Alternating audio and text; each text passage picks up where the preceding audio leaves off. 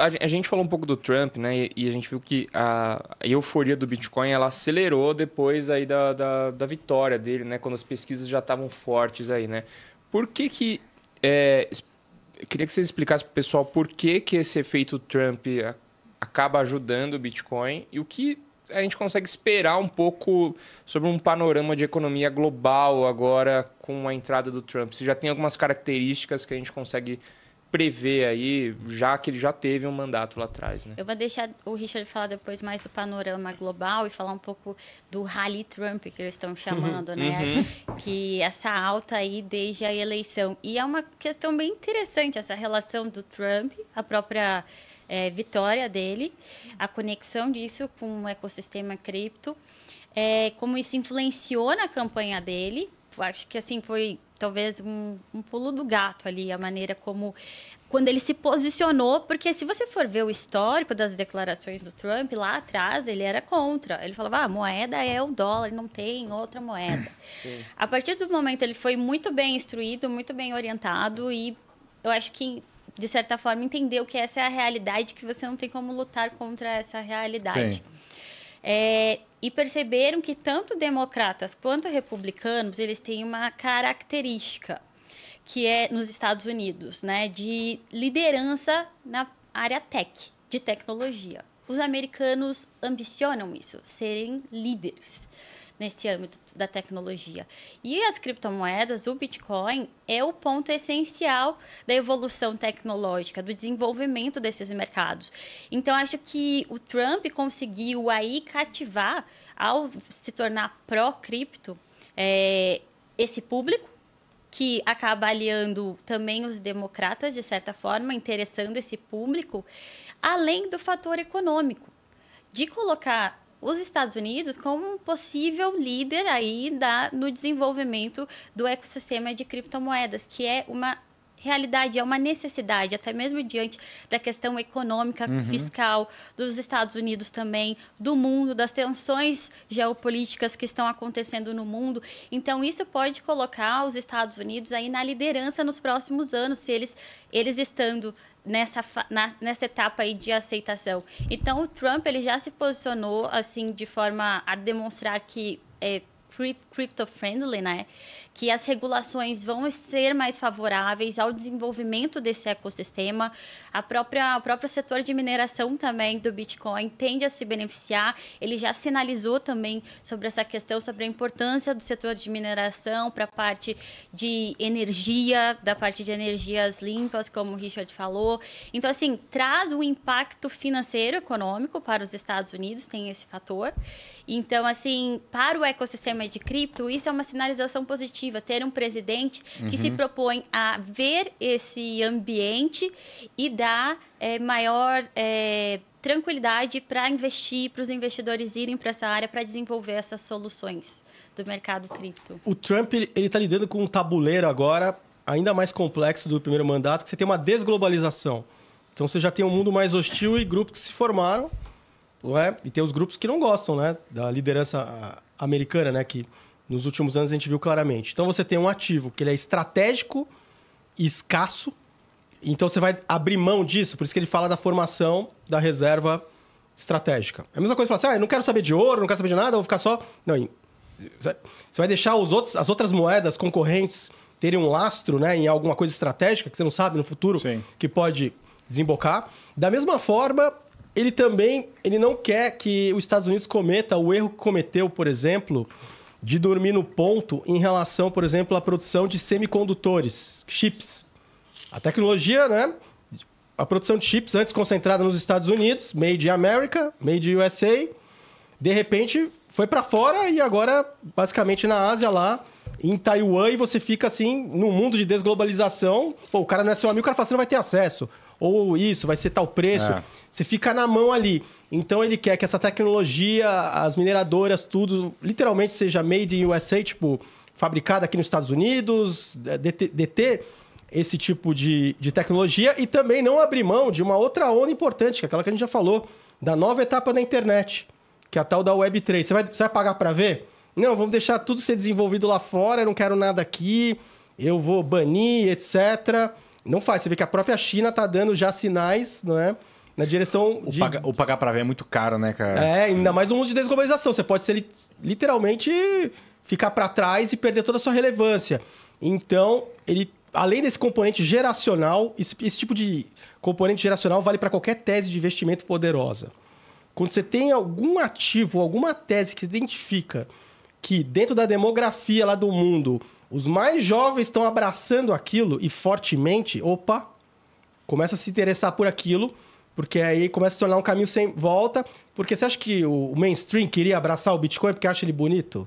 Você acha que a BlackRock, não, é legal, amor no coração? Não, que é inevitável. Né? É inevitável. Você vê que as que ficaram falando que não iam oferecer e tal, o pessoal foi tirando conta de lá, ficou os que queimaram a língua falando, é ruim, não sei o quê, hoje falam que se arrependem, deveriam ter começado antes, etc. Então, assim, o movimento do Trump é totalmente estratégico nesse sentido de um ativo estratégico para esse mundo atual e do futuro.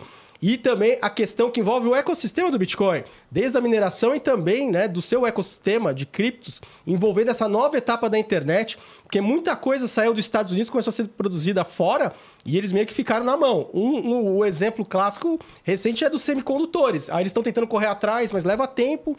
Você precisa de conhecimento, know-how para você voltar a produzir chips da qualidade e da capacidade que a gente tem agora fora, que antes... Era nos Estados Unidos, por exemplo, uma ação ali que ninguém acredita, pô. Quando eu era jovem do tempo, que não precisava nem dar um retoque no cabelo para pintar o cabelo, era, pô, você falasse pro cara assim, olha, no futuro essa ação estará na bacia das almas. O cara te matava. Por exemplo, a Intel. Né? A Intel, tipo, como é que a Intel vai ter algum problema? Impossível, nunca ninguém vai bater de frente com a Intel e tal, né? Era uma gigante. Então ele tá fazendo esse movimento e dentro desse tabuleiro... da desglobalização, porque você tem muita coisa sendo produzida, né? E aí você tem que, por exemplo, pro próprio Trump, essa proximidade com o Elon Musk é sensacional.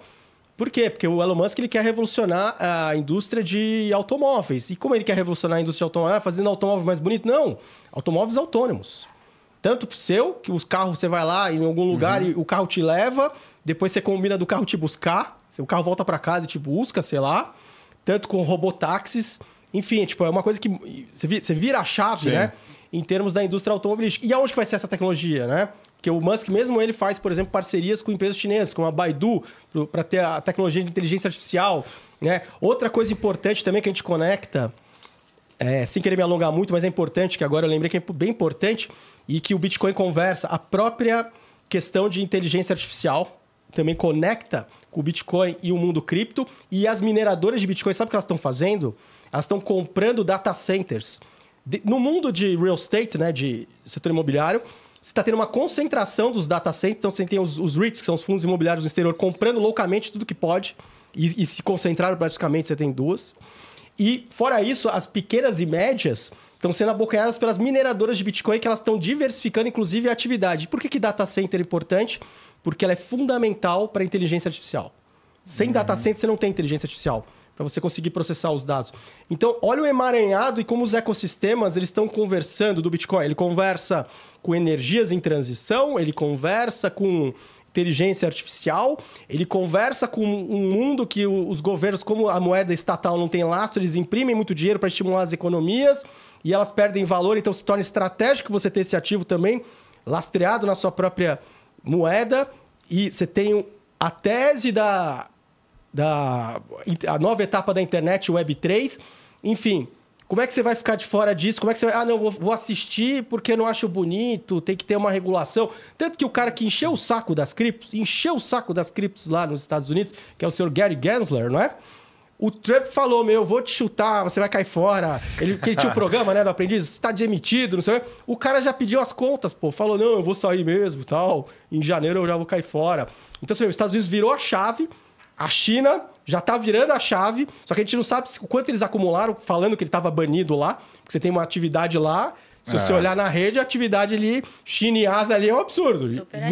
Nunca deixou de existir. Então, assim, aí a pergunta que vem, né, só para jogar para a mesa. E o Brasil, onde que a gente está no meio disso?